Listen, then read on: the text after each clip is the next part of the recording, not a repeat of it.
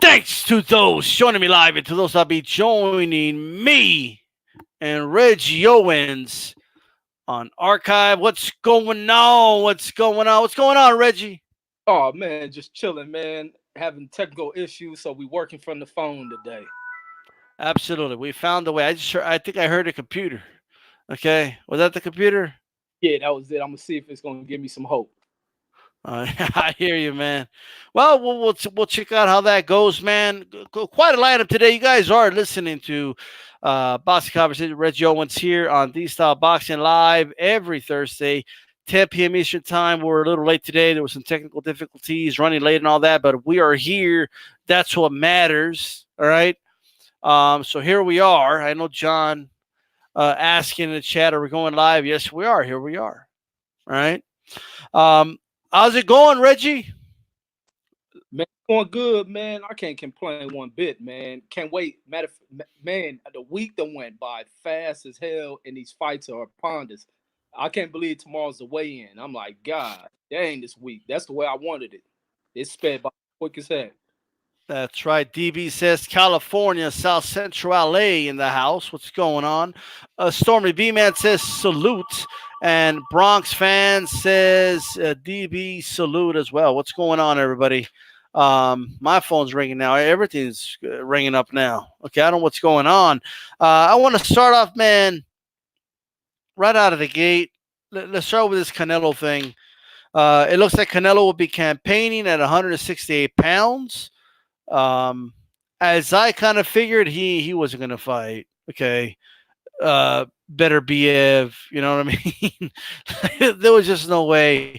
But okay, 168, and looks like he's going to be fighting Benavides, right? No. Absolutely not. Killer Plant. Absolutely not. Callum Smith. Bingo. Yeah. All right, perfect. All right. So let me just get this ready here. Give me 1 second, guys. Like magic. See that? It was like magic. Hey. Voila. There we go.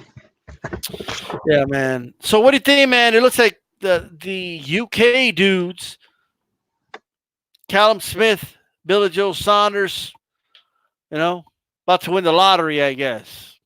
Shout out to Rod Neal, okay, and saying Ho Shui, Anthony Ho Shui, and Kenneth Johnson. What's going on, bro?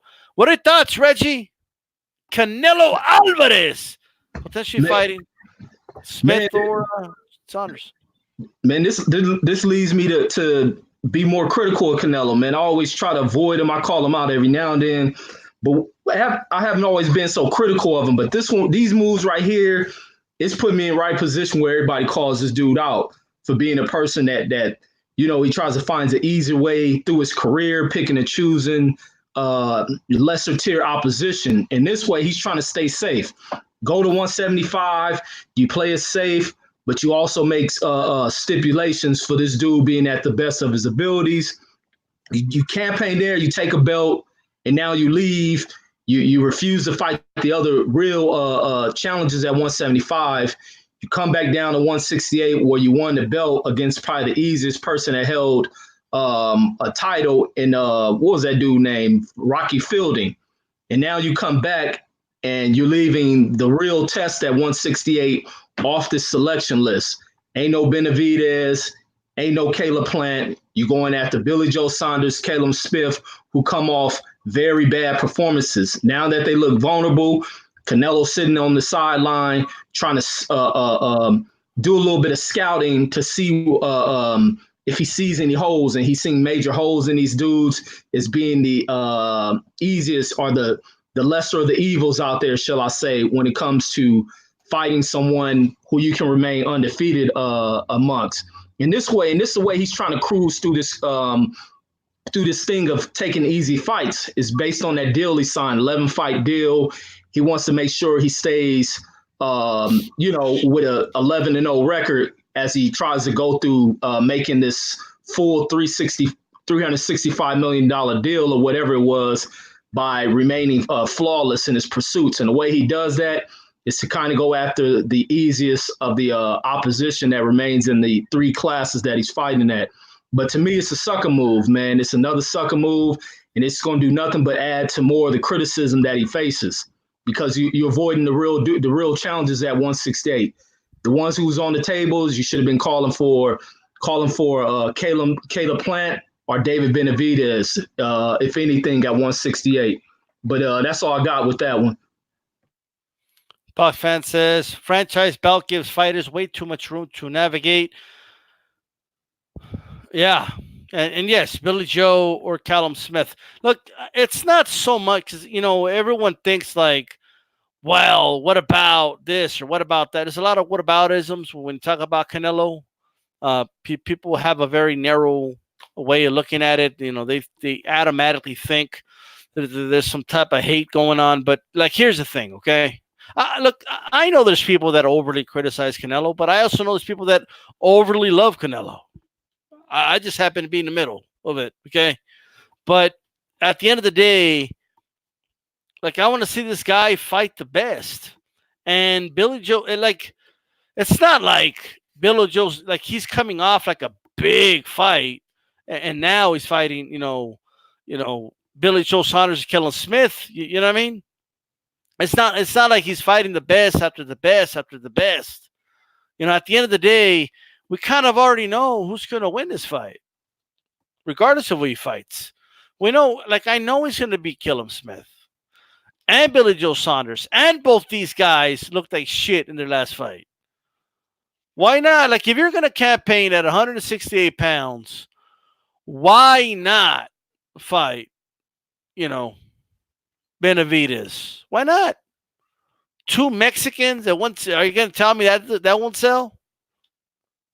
Who wants to be the first one to tell me that doesn't sell? Man, two mega fights, man. That's a big fight. You fight Benavidez, I got nothing to say. You sign a fight Benavidez, I got no criticisms. None.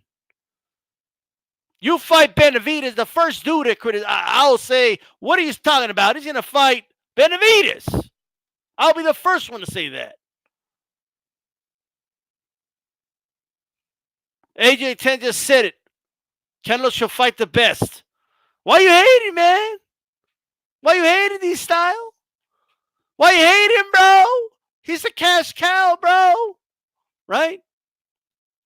And then you're shocked when I tell you, like, if Andy Ruiz beats Joshua second time, he could surpass this dude. Of course he can. Right?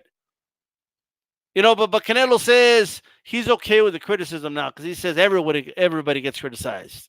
When he said, you're at the top when you're getting criticized. Well, what are your thoughts on that, Reggie? Like, he knows he's on top of his game because he's getting criticism. Because he said Floyd got criticism. And it's a little bit of truth to that. In most cases, when people are criticizing you, usually it's when you're doing something right, you're making big moves, you're at the top. You face where you receive a lot of hate. But in Canelo's case, he's misusing that. People ain't just hating on him because if Canelo was doing the things of challenging people, he wouldn't face the same level of critique that a Floyd Mayweather will face. It's because of what he's doing. People see right through it. You're not living up to being the best. People know there's many tests out there for Canelo, and he's avoiding it. He's fighting names which make no damn sense. And he's been starting that when he went on fighting Amir Khan, Liam Smith, Chavez Jr.'s, names like that, man. These are things that people don't want to see. So you're going to face these criticism. It ain't got nothing to do with the hate. And with him, it's all about him thinking he's on top and with this whole prima donna style of choosing who he wants to fight. And then you come along when his career pushes along, he comes up felling PEDs. You had the thing of him throwing away the belt to prolong the Triple G fight. That really put a bad taste in a lot of people's mouths when it came to Canelo. And then it comes out you're a drug cheat on top of other things. So, but he's been able to kind of still come, bounce back unscathed from the PED thing and kind of move forward. So he ain't really being hated on that much, because anything like that is something that is casted on a person throughout their career. But this dude's kind of almost been unscathed, as a lot of folks try to avoid bringing that up. But here with a lot of us, we keep things historic, and we bring up anything in a person's file when it comes to if they're a legend or not, and that's gonna hang over him as long as we keep pushing it. But the criticism is correct when it comes to him. It ain't hate. So he's misusing that term of people hating because he's at the top. Like you at the top, you need to fight the top folks that are out there. But people make it seem like this is where we are in boxing. You ask a guy to fight the best in his division, and you're called a hater. Okay? This is where we are in boxing, guys. Okay? Oh, but D-Style, it's Canelo. All right? Look at it. Look at the resume, D-Style. Right now, today, Canelo, okay, if he wants to campaign at 168, and he's that pound-for-pound guy that everybody says he is, that I believe he needs to fight the best. Okay? That ain't hate. Okay? That's not hate. Having high standards is not hate. It's not hate. But Canelo said, hey, Mayweather got criticized. Pacquiao got criticized. All the top fighters got criticized. Now it's my turn to get criticized. Well, I'll tell you what. Okay? I'll tell you what. First of all, I don't want to make this about what they said about Floyd or what they said about Manny. This is about you, Canelo. That's number one. But there was a lot of legitimate, like I criticized Pacquiao when he didn't fight the best. When he fought David Diaz instead of the other top 135 pounders. So when it comes to consistency, you could always stop at DStyleBoxing because I'll keep it real. Okay? I criticized Mayweather when he fought Berto. All right? So consistency is right here. Yes, I criticized him when they fought trash opponents. You want to fight a trash opponent, you're going to get criticized. Simple as that. Right? Simple as that. Yesterday, Reggie, we had a poll, and the poll was, can Andy Ruiz surpass Canelo as the biggest Mexican star in boxing if he wins on Saturday? Will he surpass this guy? Oh, hell yeah. And not just even amongst Mexican fans. American fans, he will surpass him. A heavyweight champion, the first in history, someone they'll have to believe in. Heck yeah, they're gonna do it. And especially with this heavyweight division being kind of a hot division based on who's winning, it only grows. And if he wins, he becomes a player in this game. And now you're gonna deal with a bunch of fans who will come in with a lot of pride as they begin to back this dude, and making their arguments for him being able to defeat anybody. And especially with Deontay Wilder out there, it's going to be all this kind of talk. So, Canelo will be a thing of the past if Andy Ruiz wins on Saturday. Ain't nobody going to care about a Canelo fight. And if they fought on the same night, Canelo would delay another fight. Let me say something else, Reg. And this might be a little controversial, but... Make it controversial. Look, let me just say this. If Andy Ruiz goes to Saudi Arabia and wins for real, but they rob him, he'll still be bigger than Canelo. I 100% agree with that. If the Mexican fans see they just robbed his ass, but we know he won that fight, they'll still back Ruiz. They'll still back him, right? Especially if he goes out there and gives it his best. Okay, because Mexican fight fans, it's not just about winning, guys. And to be honest with you, with any fan base, it's not just about winning, right? It's not that. It's how you connect with the people you're fighting for, okay, and who you represent. Okay, if they know you went out there and you gave it your best, you can't criticize that. I can't criticize Andy if he gives it his best. I can't do what he does. What am I going to say? I could have done it. Of course I can't. But if I see the dude's trying his absolute best, believe me, he's going to have the support, especially when they know Andy's fighting a top 4 easy fighter in his division.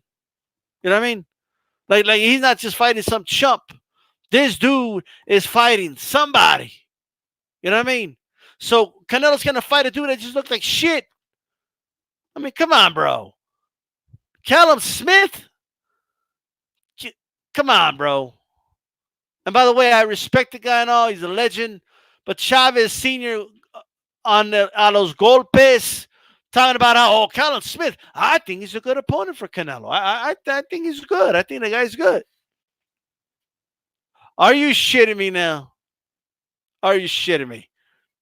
But they're pumping him up a little bit. There's some people pumping up Callum Smith for what it's worth. What are your thoughts on that, Rich? Man, people are crazy. They're looking for, and they got to be British fans hyping the dude up. And the crazy thing with Callum Smith is if the what is he, WBA champion, something like that, John Ryder's trying to protest that decision, and he's looking to get an immediate rematch. So that may pull Callum Smith up off the card if John Ryder gets his wish when it comes to that sanctioning body that Callum Smith holds that title at. So yeah, we may end up seeing Canelo versus Billy Joe Saunders, who is another unexciting fighter who will go into the ring with. And this is just killing off Canelo's career. His career is done a 180. It's going in reverse on this dude. And it's all based on not his fighting style, not any of that. It's all based on the level of opposition he's facing, because he's a champion. He's supposed to be fighting the top dudes, and not just because other people have titles. Some people are just title holders, but you get in there with the biggest names of the champions, and he's not doing that. He's facing, when he looks over the landscape of those who hold titles, and this is the problem with all these damn belts too, but when he looks amongst the people with these titles, he looks for the one who is the easiest route to a victory. And it's hard to win the decision against the cat anyway. So I hope John Ryder get his wish and get back in there with he gets his wish and he gets to get back in there with Callum Smith and possibly knock Callum Smith up off the table, so we can really see that Callum Smith ain't what they're trying to make him into, right, and who Canelo really needs to get in there. Benavidez and Plant is the only civilized decision that a champion like Canelo should be making, but he's afraid to do that because of the threat of a defeat that comes from those guys. Check out, Reggie. So they asked Marquez, like, you know how ESPN does it, like they'll put names on one side and then give me your top pound for pound. This is who they gave him. You know what I mean? Like ESPN was trying to sneak in Callum. You see Callum Smith right there? Right. Dude, they were trying to sneak in Callum Smith, bro. Right? Like they were like, and I think Marquez was like, I ain't gonna put Callum Smith in there. I'm not gonna put Santa Cruz in there. All right.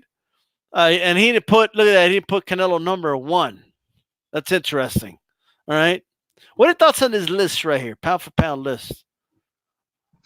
This is Marquez's. Yeah, and I like that Marquez is true to how he feels. Can't nobody sway him.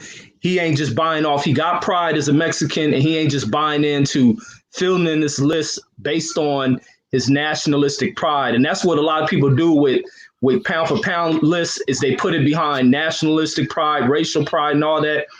Even if you have your racial pride, when you keep things thorough, you keep it real, this is what you go with. But with his list, I would have had Earl Spence, because I can't buy into the Lomachenko thing, but he has a skill, and I don't buy into pound for pound. But with Earl Spence and Terrence Crawford being the 2 top guys of a division, it remains unseen if Lomachenko is a top guy of his division. So I got to bump him down to 3. I'll put Earl. I'll keep Crawford at 1. I have to put Earl at number 2. Vasily possibly Vasily at 4. I'll put Canelo at 3 and Vasily at 4. Inoue will be replaced by Sean Porter since he's on that list, and then Inoue right behind there. That's the way I'll do it. But I like what Marquez is on. Well, either way, we know that he didn't put Canelo at number 1. And by the way, I mean, we don't even know this is his list. This is just the names they gave him. You know what I mean? Like the fact that one of the 8 options was Callum Smith and Leo Santa Cruz is astonishing. Okay. I mean, that is absolutely insane. All right, I'm just saying. All right. But that's Marcus. I just wanted to throw it out there really quick. It looks like the numbers are pretty much where I kind of thought they were going to be. I don't want to dive into too much detail, but I always have a kind of an idea because what I kind of do for a living of where numbers are going to be. And if you remember, I said I was on Coach Harrison's show too, and I said it's going to be around 300,000. Like that's kind of what the ballpark's going to be for the numbers. Can't know for sure, okay, but that I could always tell you like off the scenes how I know, Reggie. But as far as the numbers, I kind of figured that it looks like that's where they're kind of tracking. So it looks like this rematch that everyone said wouldn't sell did about 300,000 buys. And to be honest with you, when it's all tallied, it might do like 310,000, something like that. But what are your thoughts on those numbers? Those are very strong numbers, man. Especially being with the inability to kind of push this fight, create a little bit of back and forth animosity between Ortiz. That's always a thing when you create a little bit of conflict between the two opponents and a little bit of anger that riles up a lot of potential buyers. But you couldn't do that with the language barriers and with the inability to really put cameras and do interviews with Ortiz, and a lot of people not having too much solid footage of who, casual side of things of who Ortiz is. So it's just hard to push him out there to folks, get the conversation. People like to hear back and forth rhetoric and all that type of stuff. Right. So for just to be based off of Wilder being kind of guy carrying that, people starting to buy into and respecting what he's doing inside the ring, and that side of entertainment, they came out here and they put their money behind it. They went out here and brought this fight with real solid numbers off of one fighter. And this kind of sticks the finger at all the naysayers to Deontay Wilder, the buffoon who talk about 2,500. It also points the finger at the buffoons who brought in to believe in that. It points it out to the buffoons who early on in Wilder's career, such as Eddie Hearn, stating he's nothing but an Alabama kind of what they call Southern, yeah, something like that. But I forget, it's another word with the B. I can't think of it. No, they call him. I can't think of the word. It'll come to me. But talking down on him and people not knowing who he is, and now this dude. Anytime you talk about heavyweight boxing, it starts with Deontay Wilder. He's the center of all conversations as it relates to heavyweight boxing. And now he's pulling off numbers like this by himself, pay-per-views that are priced at this point, at the $75 price point. That's big numbers. And then also they're getting sales from what they did over in the UK. And what they're paying, about $20. I'm pretty sure even for all those folks who hate him, along with people who hate folks, they spend money in hopes of seeing them lose. So I'm pretty sure the numbers from over there are big. And people are not getting their wish. This dude's constantly he's constantly just smashing through the division, and he's doing it so easily. He's picking up on these things. His IQ, his intelligence, his athleticism are just becoming so kind of streamlined and easy that the work is looking easy. He can cruise back, let the other opponent win on rounds, because all he needs is that 2 seconds to deliver the perfect punch to end a fighter's nights. But the 300,000 is a very big number for him to carry it by himself. Tyson Fury already been proven he can't carry a card, even with another English-speaking opponent. ESPN inability to put on exciting pressers to even build into the fight. They got Tyson Fury's really adopted too much of that WWE wrestling stuff to be taken serious by any viewers of the sport of boxing to want to go out there and purchase a fight with this fool. But man, this is just all on the up and up for Deontay Wilder, because the next top tier people he's bound to face, they both speak English.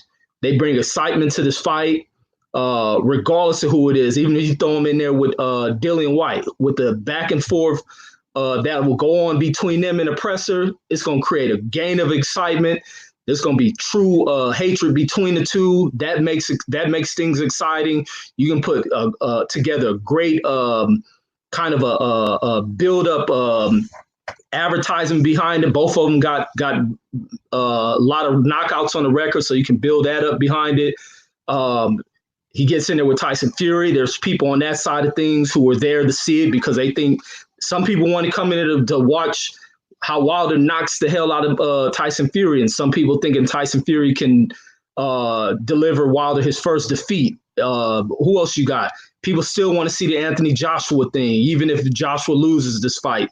People are still excited about seeing that because they want to see how bad Deontay Wilder smokes to him, and a lot of people really want to see how Deontay Wilder knocks him out. That's what people are starting to become excited about when it comes to Deontay Wilder, is just to see how vicious his knockouts are and what he does to a lot of these opponents, because like people are seeing and starting to realize when it's spoken is that he's going in there against guys who outweigh him by something like 20, 30, 40, and 50 pounds. And that brings in a lot of intrigue from a lot of people. You back, bro? I'm back. All right. My bad. Can you hear me? No problem. Yeah, I hear you. All right, man. So what were we talking about? I kind of just came back. I apologize. No, I was still speaking on these numbers and about how a lot of people, how Wilder's just carrying things, and the intrigue behind him is just growing because people want to see how vicious his knockouts are. A lot of people are back excited about knockouts. Got it.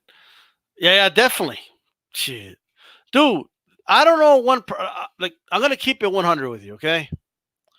I remember Floyd fights and even some Canelo fights where I go back to work because I'm the boxing guy. You know what I mean? Like a lot of us boxing fans on here, like, you know, a lot of us started here because we didn't have a lot of people to talk boxing to, intelligent boxing talk. But, you know, when you go to work and stuff or some family, you're the boxing dude, right? That's me.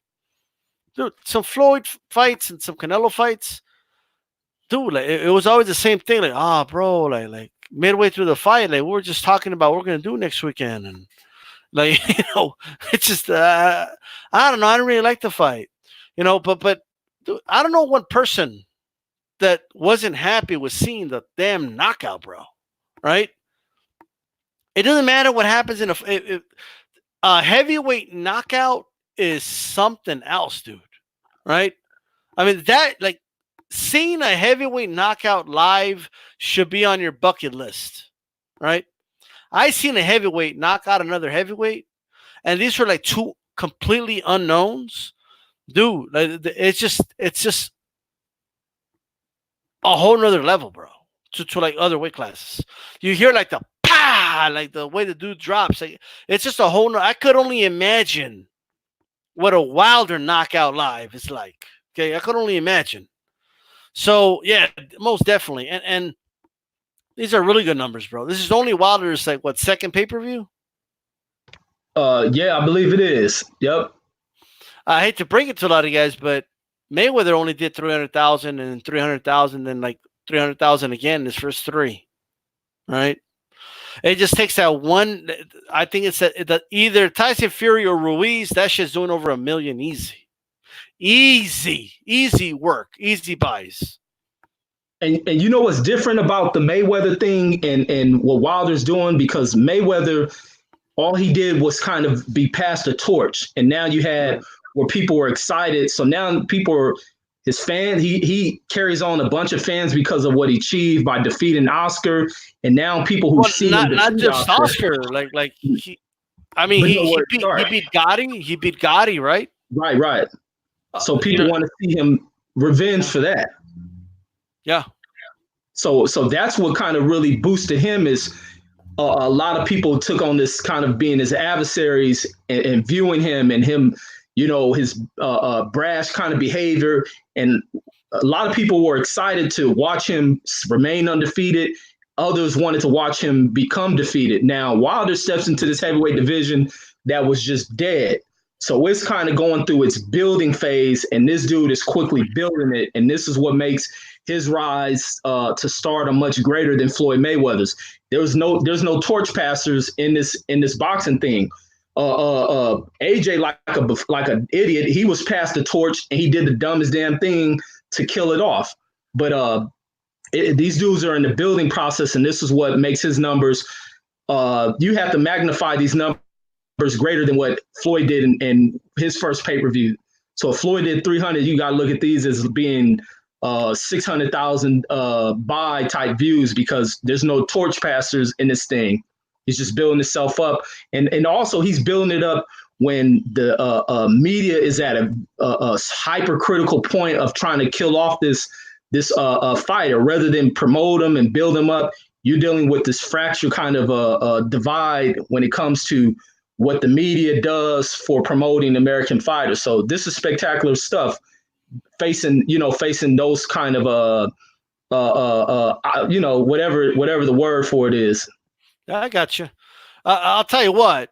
Okay, the intrigue, it's definitely there, and most importantly, people are getting what they want. They want the knockout, and so that's, no one's leaving feeling ripped off, and that's what people need to understand.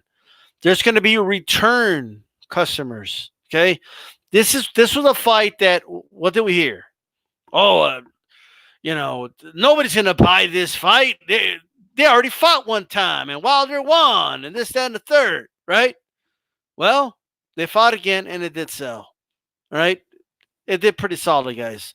300,000 is that's what Pacquiao Morales used to sell, guys. Okay, that's what. I think the first Marquez Pacquiao pay-per-view, the second fight, I think this is around the ballpark. This is what it did. Marquez Barrera did 250,000. Like, people are acting like these are not good numbers. Like, they are. Okay, these are pretty solid, and you already know the second Fury fight's gonna do even more.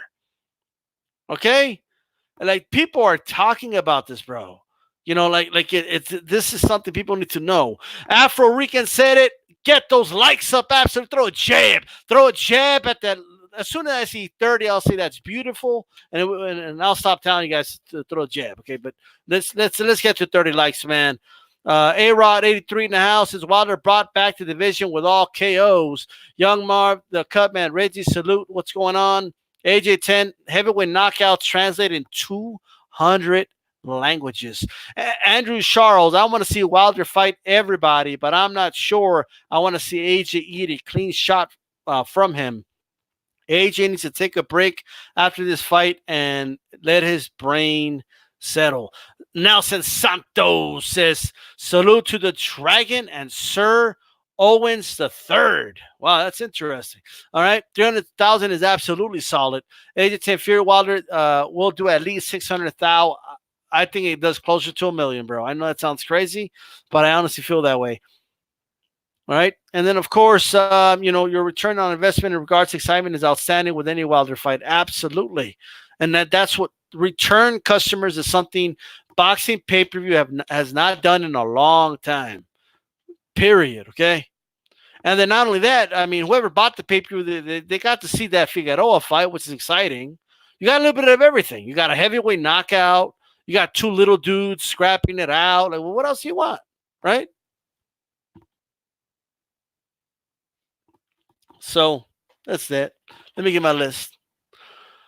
Reggie Frampton fractured both his hands in his last fight. We know he was in a hell of a fight. Okay, and he won. You could tell he was a notch above in competition, but is this dude's career over? Like, I think this is over. Like, this is it. Yeah, I think it's over too, man, especially at that age that he's at. And this is the same injury that kept him out for a year. He already had that hand injury. He stayed away for a year. He comes back, and they say the fracture kind of in the same area. And then you fracture the other side, the other hand. So now you got both of your weapons, both of your guns that are, they out of commission. You go back in there, you punching, you bound to hurt these hands again, and you going in there with Herring, and you're gonna be in a slugfest. So you're gonna be throwing a lot of punches against this guy, and them hands are bound to hurt themselves once again. And it's at the tail end. But I think he wants to take the one last shot for these titles against another champion. We'll see if he can become victorious, or if these injuries become so bad that he's going to be out of it, because he got to do sparring. So you don't know. A lot of these hands injuries happen in sparring. So I just think if he can make it to this fight, this would be the last hurrah for him. And I don't even think he'll be victorious against Herring. So it'll be definitely the last hurrah and him hanging up the gloves, because the money makers are going. Once them fractures start to come in there, it's no way avoiding that. Any fighter with hand injuries, that same thing happened with Floyd. Lucky Floyd still had other athletic abilities to carry him out. Phantom, you can even tell that he's losing steps, so it's going to be hard for him to avoid Herring. I think he's younger than Herring, but Herring ain't got the miles that this guy has on him. But I think this is the last go. But that's a bad sign for you to have fractures in both hands. Can see if it was in your non-power hand, but what you got? Your power hand is gone. Your lead hand is gone. That's a bad mix, man. Dude, I mean, you can't avoid it. If you land, like, you got to land the punch. Like, there's no way to avoid that. Like, if your shoulder hurts, you could kind of throw some more, maybe, I can't throw the hook, but I could still jab, or, like, you know what I mean? You could work around it. Like Ward always had that kind of, I think it was his shoulder. He had issues with it. But he worked around it. You know what I mean? The hands, dude, like, no hands in boxing, bro, like, sorry, you know what I mean? But, I'm not saying he's done. I just think he's done. It's just my guess, because this is both hands, bro, and he's already on the downslide. If I was him, to be honest with you, if he's invested his money well and all that, I think he should call it a day. If I'm honest, and he didn't look that good against the last dude he fought. No offense to that guy, but I don't know, man. Okay, if his hands do get better, maybe you should see Rigondeaux. How about that? Man, redeem yourself. Man, Rigondeaux is a dog, man. And matter of fact, I was at that fight where he fought Sejas, and to see this dude battle on the inside, he ain't got to move. And what Rigondeaux does is he puts a lot of force behind them punches, and he will wear. And with this dude with these hand injuries, he ain't gonna have the power to wear this dude out. And Rigondeaux was almost like stone up in there. Even matter of fact, watching Rigondeaux when he gave up in the fight against Triple G, who was way bigger than him, it wasn't much that Triple G. He didn't fight Triple G. I mean, Lomachenko. Yeah. It wasn't much that Lomachenko's power was doing to this guy, and Lomachenko can knock cats out. But so it shows me that Rigondeaux can take a punch against a guy his size. Rigondeaux give this dude some issues, but matter of fact, I think where they fight, he's at 130, right? Yeah. Yeah, see, I don't think Rigondeaux can make that weight, but if he could, man, Rigondeaux give this guy issues. That's the only thing. He may be too big for Rigondeaux, but any of the 130 players, it's nothing that this cat can do. I think Frampton, that hand injury, man, is just that's a serious one right there, man.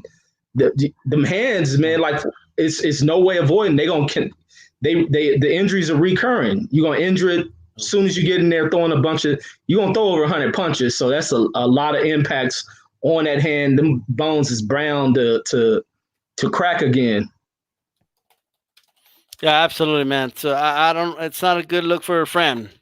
I'll tell you that. As far as his career, I mean, so who knows what will happen with him, but we will see. With that said, I think the dude's done, bro. Okay, I think he's done. Chris Eubank against Matt Korobov. How do you see that fight? Ooh, I think that one's going to be a war. I think that's really going to be a war. I was watching their videos, looking at them, trying to program in my head how it will play out, and I think it's going to be they're going to battle this one out. It's going to be a tough test.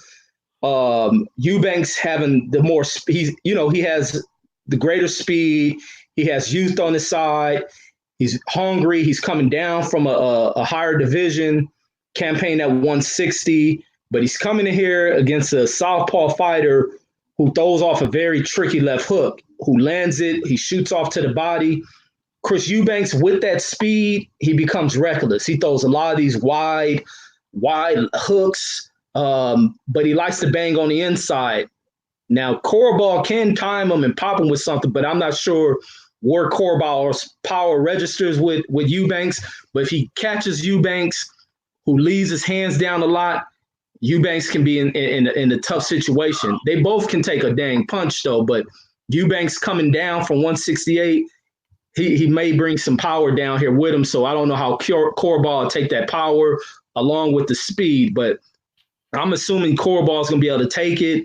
And I'm assuming Corrball may catch this dude if he leaves his hands down, but we'll have to see, because Eubanks in his fights, he even against Groves, that him being just two-setted on his power, throwing a bunch of punches, is really what got him mixed up against Groves. But that was at 168. So I want to see what happens in this one. But I think this is going to be a tough war, and I think it's going to be split decision. I think a judge end up giving Corrball his ticket or whatnot. But and then Eubanks is looking to fight Charlo, so he's hungry. So he's looking to stay undefeated, but he's going to have to be smart in there as well. That was going to be my next question to you. Like, how do you think he would fare against Charlo, assuming Charlo could get past Hogan and Eubanks could get past Corrball? That'll be an exciting fight, man. And it's just him fighting against 168 pounders who nobody knocked him out. So I see he can take a shot, and he's very fast. So I wonder how Charlo deals with a fast punching type fighter like that. The fastest puncher I've seen Charlo fight was J-Rock, who he disposed of, but J-Rock had good moments of outworking him with speed, but J-Rock works well off that jab. Eubanks just wants to battle on the inside. Charlo's good on the inside. Eubanks is as well. So they'll go into a war, and I'm not sure how that one turned out. Even though I like Charlo, I'm a fan of Charlo's, I can't guarantee Charlo will beat Eubanks, even though I ain't one of those people who dislike Eubanks because of his father or whatnot. The dude can fight. He can battle. I got to rock with him. But he has to do more than just try to use power punching and speed. He has to utilize that jab. Otherwise, Charlo's going to jab his face off. But he makes too many mistakes on defense as well. And I think Charlo will work that jab on him.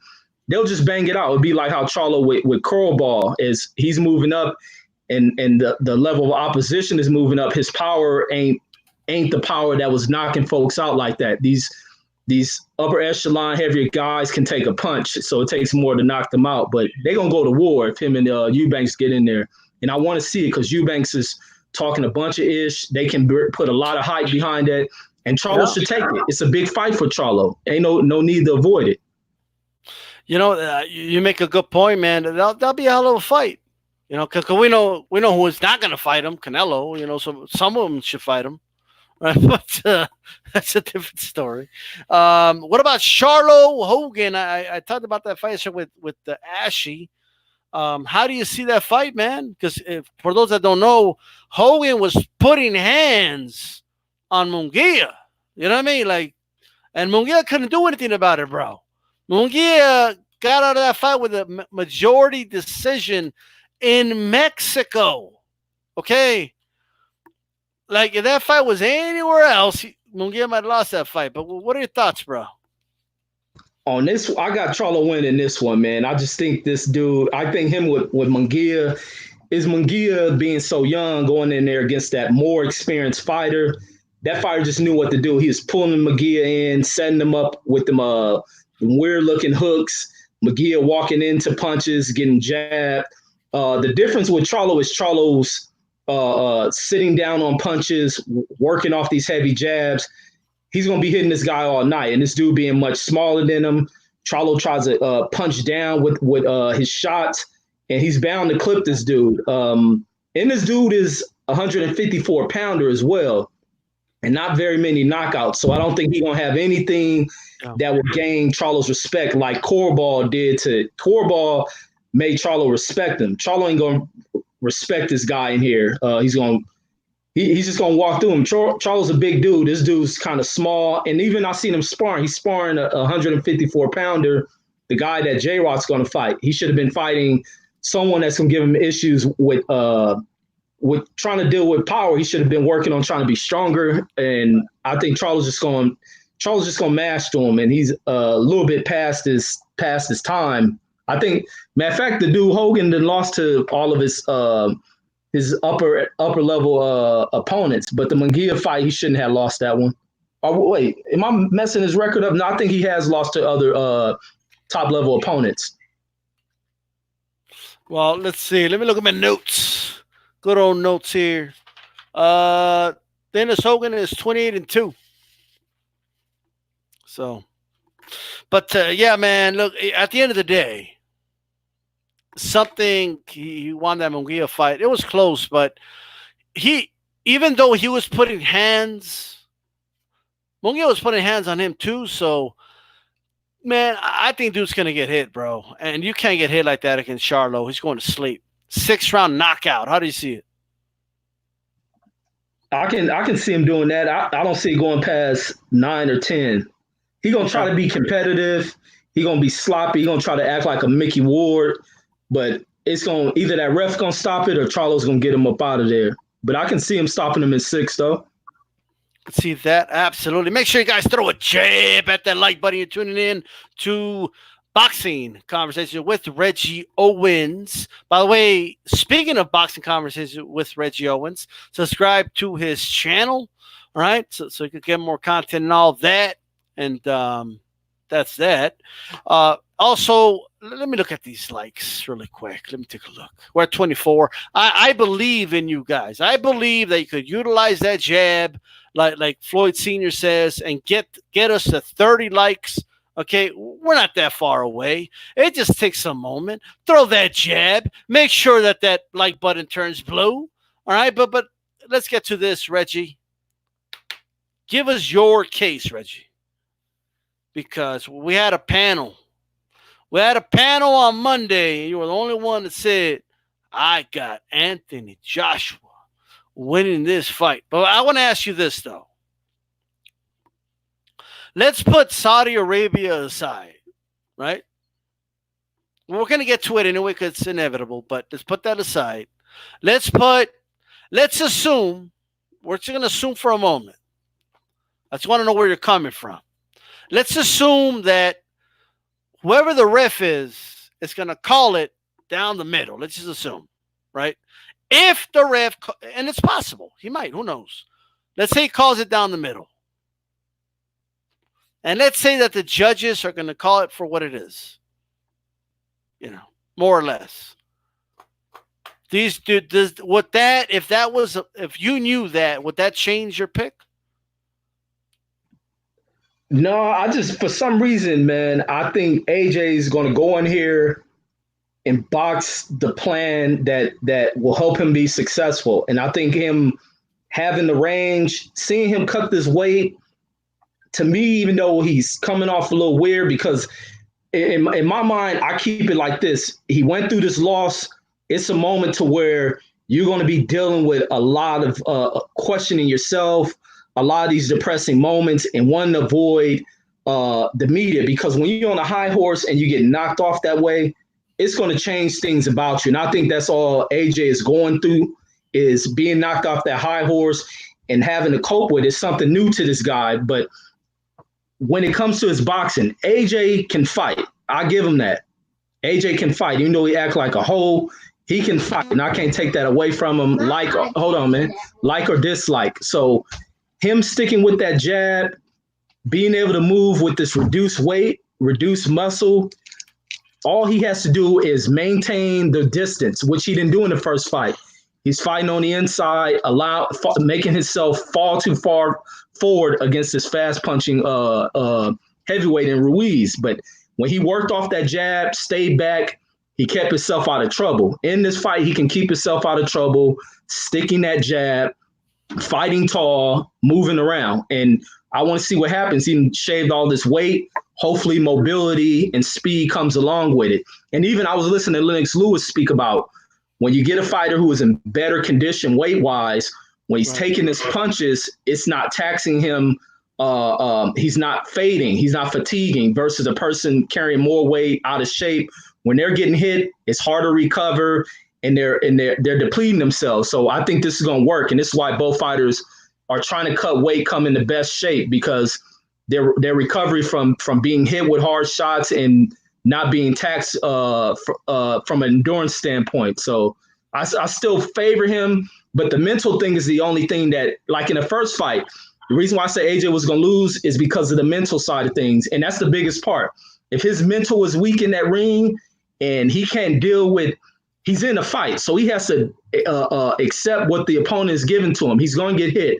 Now, mentally, if he breaks from Ruiz hitting him, it's over with. It's over with from there. His thing is mental to me. So let me ask you this. So, like, you picked Andy Ruiz to win the first fight, right? Yes. Made good money, too. He could have done all those things the first fight. You would utilize his jab, stay away from Andy. Why didn't you think he was going to do it the first time, but now he's going to do it? Aside from losing the weight, like what? Or do you think you think the weight is the evidence? Yeah, that's always kind of been the thing with Joshua. Even when he was victorious, it's always he got too much muscle on him.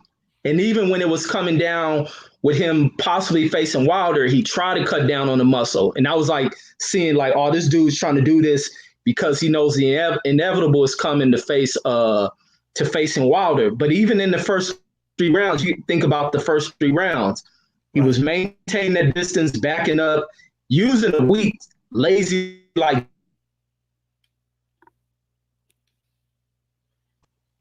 we started back. I paused why it was I seen it froze up.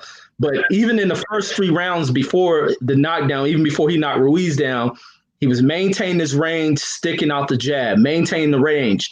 Now, when he got that first knockdown is where everything went out the window. Him coming too far on the inside, trying to finish Ruiz off and got tagged, and that's all she wrote. Now, going into this fight, he can maintain distance, just working that jab. I'm pretty sure in training camp, in the lab is where everything can be corrected. In that camp, you seen him shaving off all this weight. Hopefully, it was through a cardio workout that he's going to be much quicker on that jab, quicker with the second release of it. You know, getting it recoiled back and forth.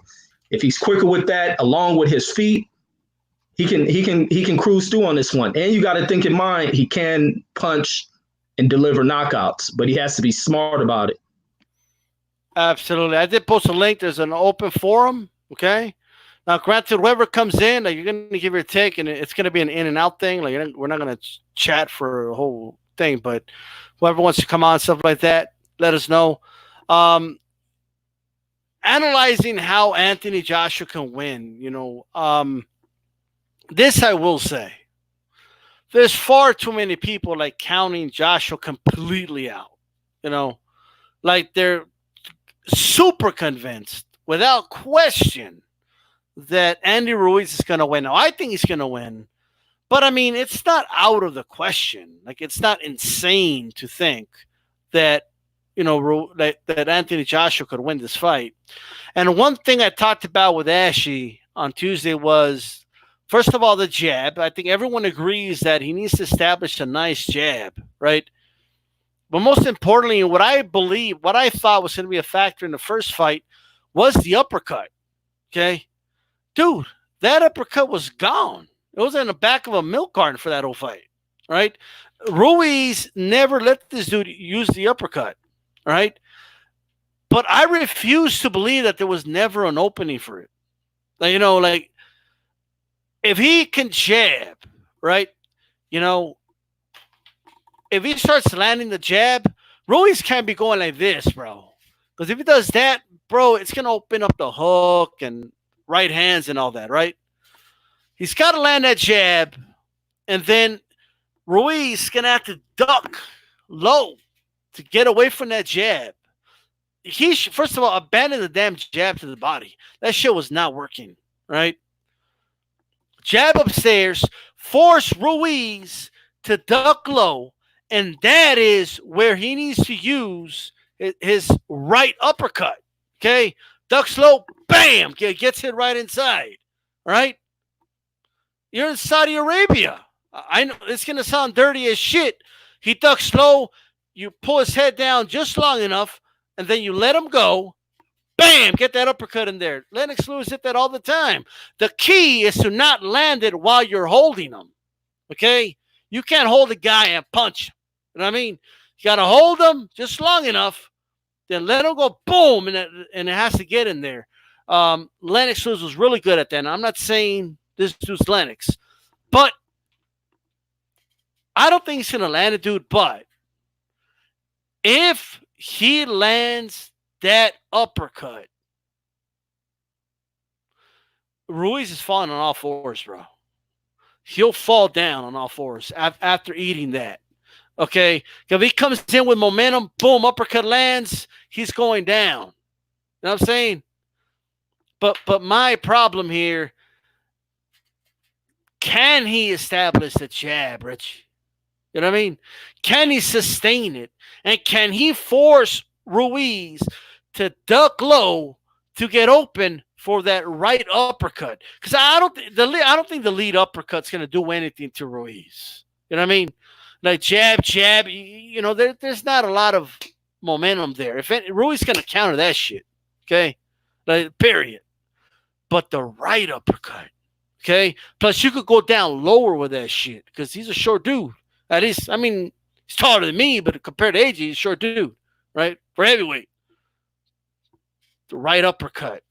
Do you think he can land that right uppercut that he fucking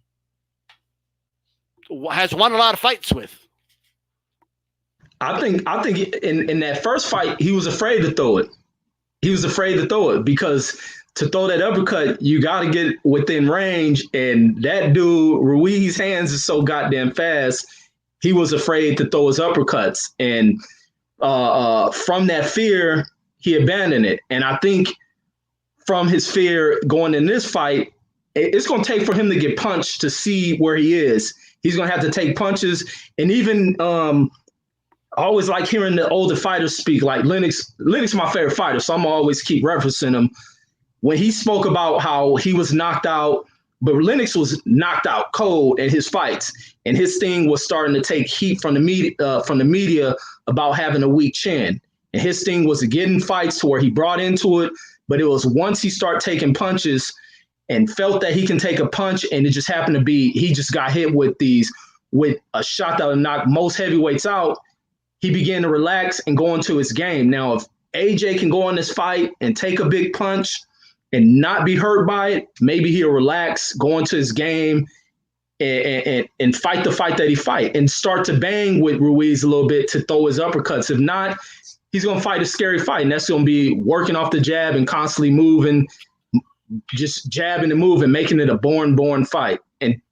But the uppercut, I think he's afraid to throw it still. I think he's really afraid to throw it. Because like people say, Ruiz hits you and you feel it. He may not this dude to win, bro. Like, he's scared to throw punches. The jab, he can just commit to the jab. It'll be a jab fest.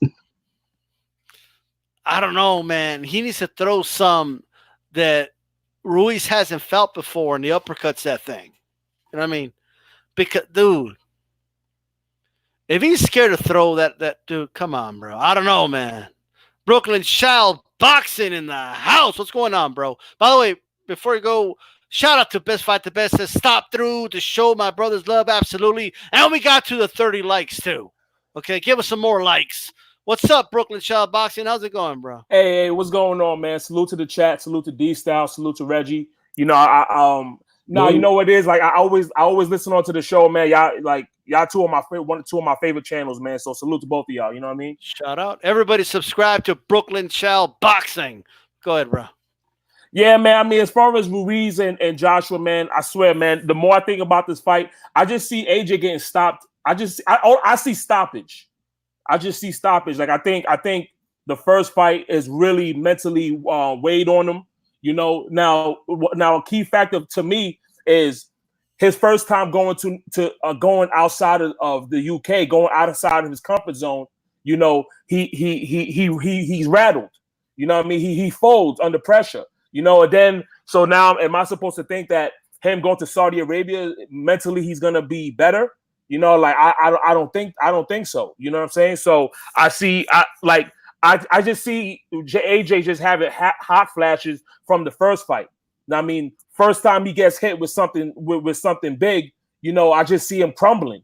You know, I think what the issue with AJ is the UK and all these people, you know, he's a hype job. You know, I just feel he's a hype job. Now, I think he's a decent fighter. I think he's a middle of the road fighter, but he's just a hype job. The only reason why people is giving him all this credit and stuff is because of how he looks. It's not because of actual boxing. You know what I'm saying? It's like for me, when I didn't upload a video at the time because I was busy, but when they replaced Ruiz on this fight, I said to myself, "Oh shit, this is a good ass fight. This is Ruiz could win this fight." Because I thought the hand speed, the head movement, the power, you know, the footwork, you know, I just thought it was just going to be issues for Anthony Joshua. You know what I mean? And it proved this June 1st. And I can't see anything different in the rematch. So I can't wait. I mean, I was nodding my head. Reggie was shaking his head. What's going on, Reggie? So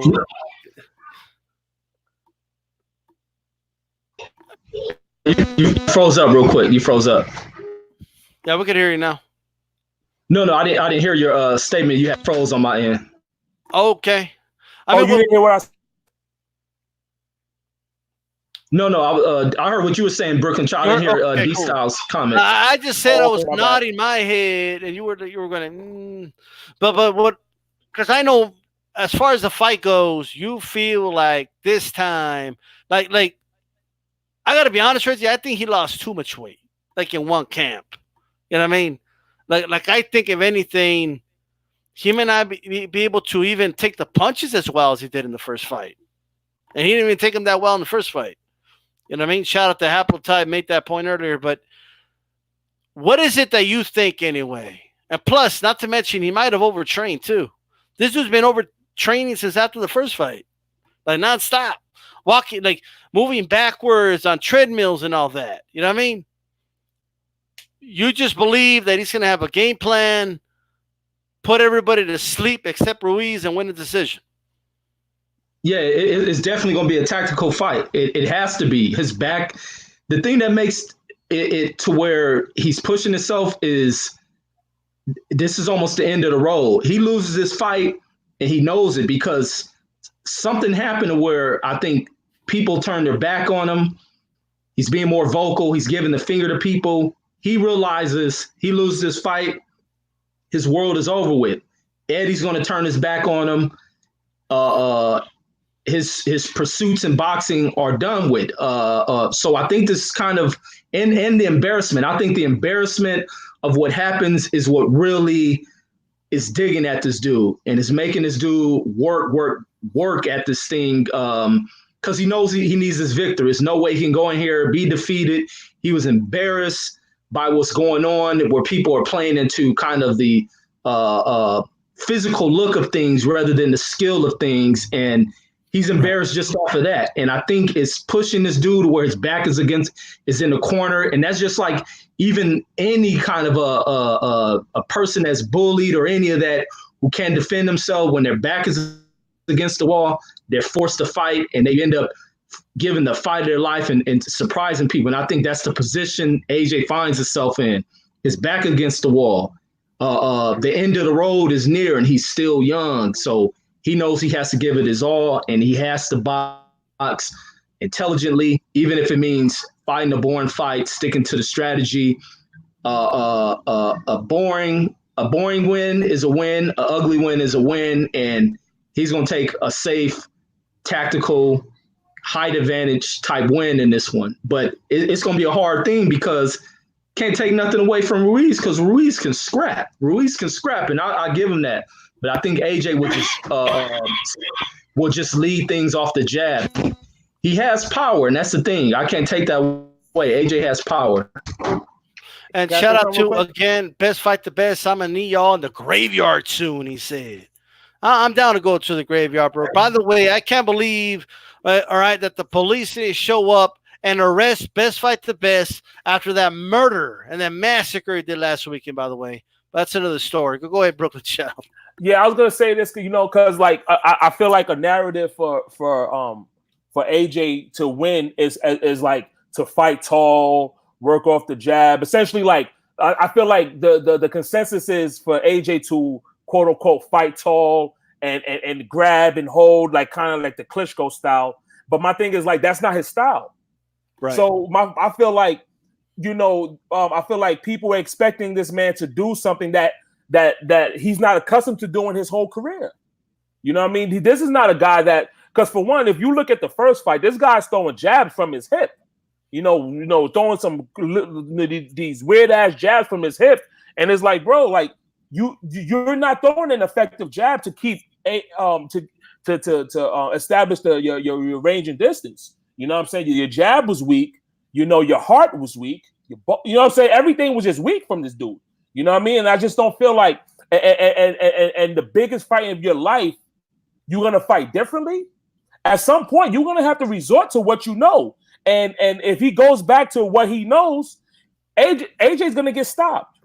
You know what I mean? Like, there's no way to me. There's no way I could. I'll be shocked if this man, kind of still employs this kind of Klitschko, this kind of Klitschko-esque style for 12 rounds. I can't see it.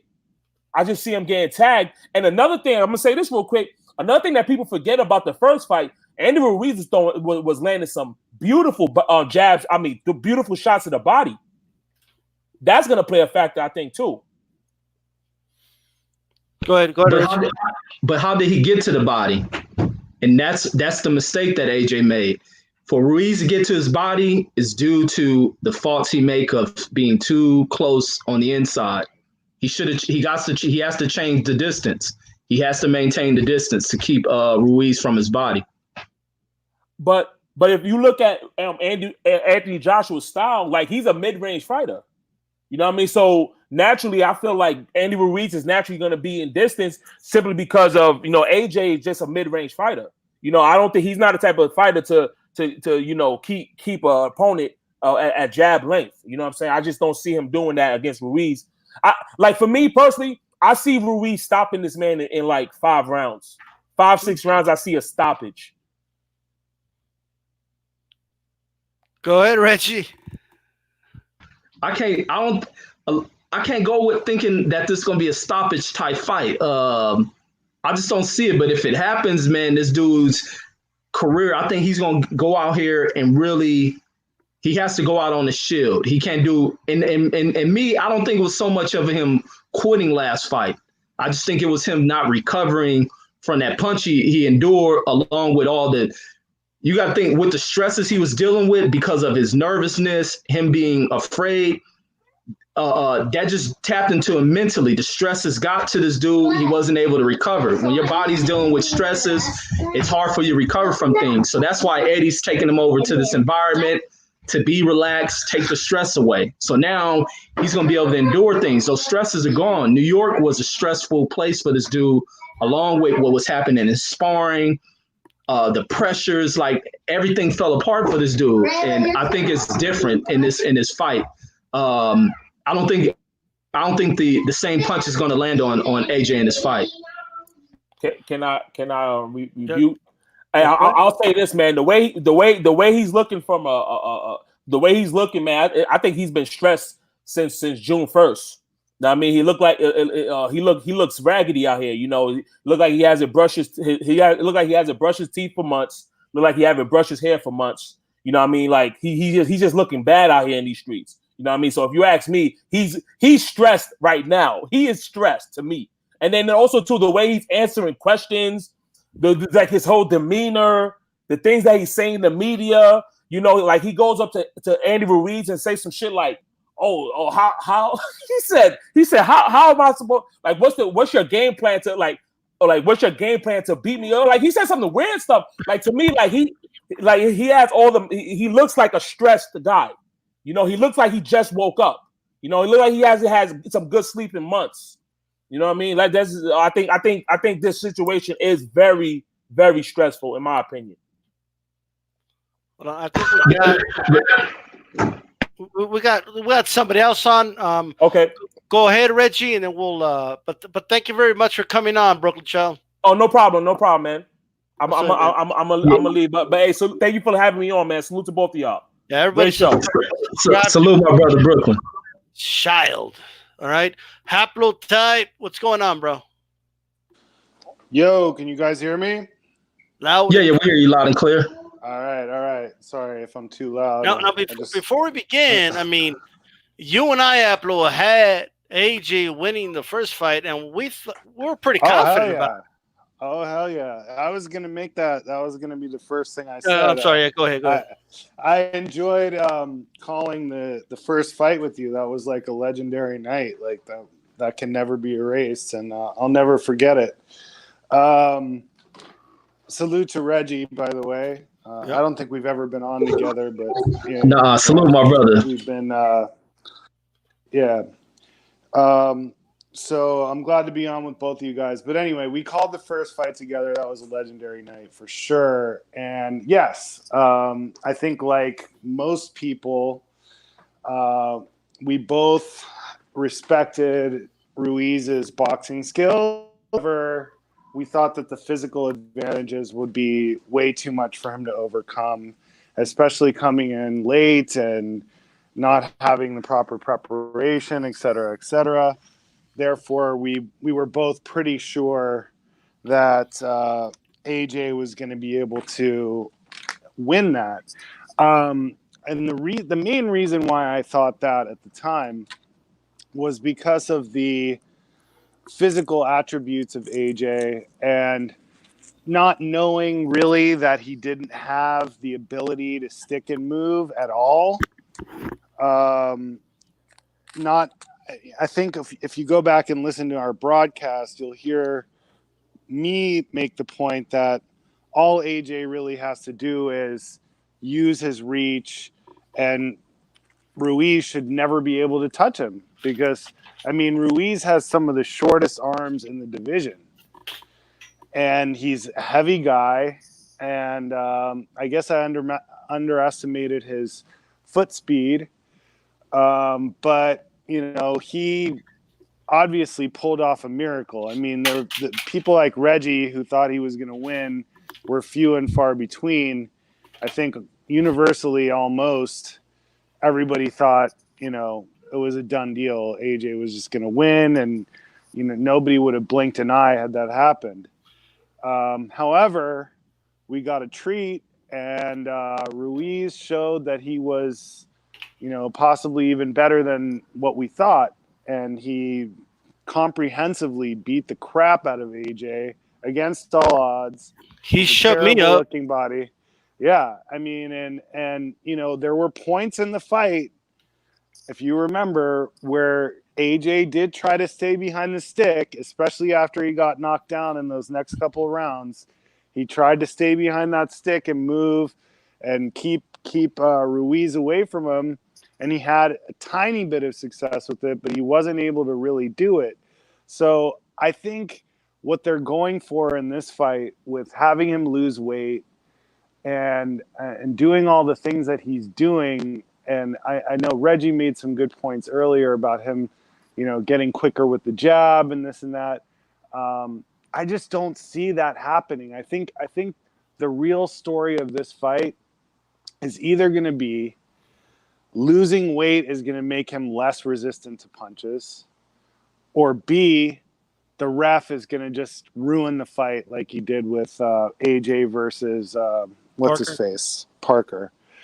Yeah. So, you know, regardless of the fact that it's neutral ground, quote unquote, this is an Eddie Hearn show, and he set it up in Saudi Arabia for a reason. Okay, this isn't really neutral ground. He's got some kind of connections there. He's got some kind of shit going on there. Excuse my language. And the ref or the judges could yuck up the fight really badly. But when I see the emaciated AJ and how his face looks sunken in and his neck looks tiny, like usually AJ's neck looks like, damn, that guy's got a big fucking neck. Excuse my language. But I don't think that's going to help him because once he gets hit, he's going to be even more susceptible to getting hurt now because he's not as heavy. His brain is going to have less amniotic fluid around it. I don't know if that's the right word. Probably not. But the fluid around the brain gets diminished. The neck muscles make the head turn easier and the neck snaps easier. And I just don't think he has that ability to stick and move like that. And like everyone's saying, in one training camp, how are you going to get that? Unless you're Rocky in Rocky 3, and then you can become like, Apollo Creed in one training camp. I don't know. I just don't see it. I see his eyes looking scared. I see him, being unsure of himself, having all these different people give him advice. Sometimes too much advice can be a bad thing. Like you start listening to people and they're giving you contradictory advice. Who do you listen to? I think the thing to do for him was really take a year off and change trainers. And then maybe he could affect a change like that. But I just, unless the ref or judges save AJ, I think Ruiz has this in the bag. But that's a big if. I mean, well, what do you? I'm sorry, Reggie. Well, what are your thoughts about that? But first, shout out to Brooklyn Shell Boxing. Apologize, I'm getting sick over here. But shout out to Brooklyn Shell Boxing. Says salute to D-Style and Boxing Conversation. Reggie Owens, jab that like button. Ruiz in 5, he says. But what are your thoughts on that, man? On potentially the weight loss having a negative effect for AJ? Yeah, I don't know. I don't think it's going to have a negative effect. I think the muscle added too much artificialness to AJ. Naturally, he's at the size of a heavyweight. I think the muscle was all a facade. It was unnecessary to pack on all that muscle. And I was saying it in a conversation a while ago about him carrying all that muscular mass, because even with me, I'm naturally skinny. I put on all that mass, lifting weights, and it was unnatural. It didn't fit my structure, and it kept me slow. But yeah, I had more strength, but it's unnatural. It was weight I should have shaved off. But him being natural, I can't wait to see this weigh-in. I think the weigh-in should be coming on in a few hours based on the time those cats are on out there. I'm assuming. So I want to see what he comes in. I'm pretty sure he's going to still come in around 230, 240. Now, if he's down to like Deontay Wilder weight, I may be concerned, but I think if he comes in around the 230 I think mark, he's going to be around 235. And see, that's good weight for him. That will be a good weight for him. He can still endure these punches. But do you see how he looks, though? He's supposed to. And that's the other thing. The way he looks, I hate that model stuff because I hate feminine looks in the sport of boxing. I hate feminine looks. Well, I'm not trying to support the idea that he should look feminine. I'm just saying, like, do we really know if he's like, I'm a skinny guy too, like you. But do we really know if he's naturally a skinny guy or if he's naturally just big like that? Like, if he cut down and he looks emaciated and sunken in, it's definitely going to affect his punch resistance, which we already know he got knocked down 4 times in the first fight. So with a skinnier neck and less brain fluid and all that stuff, if he gets hit again, don't you think that's going to be worse? No, because he'll have the proper weight on him. He should still come in still physically strong. All he did was shut off that unnecessary bulky muscular mass. I don't think he lost any of the brain fluid. It's just dumping off the unnecessary weight. And along with that weight, he could have a lot of strength and conditioning. He can still have the same level of strength with greater condition, and that will benefit him in this fight. But you saw how, I mean, I don't mean to be contentious. I respect you. No, let's go. But you saw how he was before. I mean, he was muscular, but there wasn't an ounce of fat on that guy. He was like, muscular and very fit at the same time. So in order to cut weight from there, what you're doing is cutting muscle and water weight. So what he's doing is making himself less strong, okay, and maybe a little bit faster, maybe, possibly, but also less punch resistant. You got to know, like, when you cut that much muscle off you, and your neck isn't as thick, like, remember how Tyson could just take big, huge punches because his neck was so thick and it didn't twist all the way? AJ kind of had that going for a while too, until the Ruiz fight. And I see his neck looking real skinny and his face looking sunken in. I don't know if this much weight cut is good for him. My you could be right. My concern, right, in terms of, let me reword that. I want Ruiz to win, and we keep it real, so it's not a concern, but you know what I mean.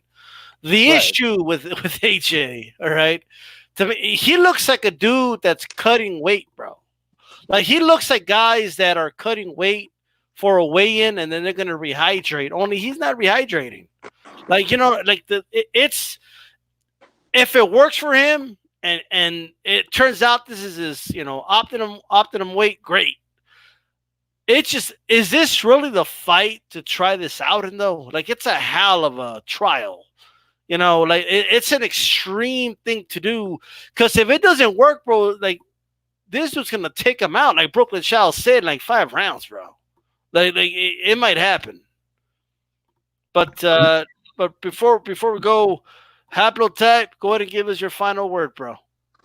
Yeah, I think unless the ref and some other mitigating circumstances that are kind of shady happen, Ruiz should win. I think this is a mistake. Sorry to disagree with Reggie. Of course, you always have my respect, but we can agree to disagree. Like, no, gentlemen. Man, we good, man. We ain't gotta agree. It's all good, bro. Yeah. No, I just want to put that out there. But anyway, I see Ruiz winning this by knockout, and I think that the tact that they've taken with AJ was the wrong tact. I think he shouldn't have stayed with the same trainer, especially after the last fight. I mean, there was chaos in that corner.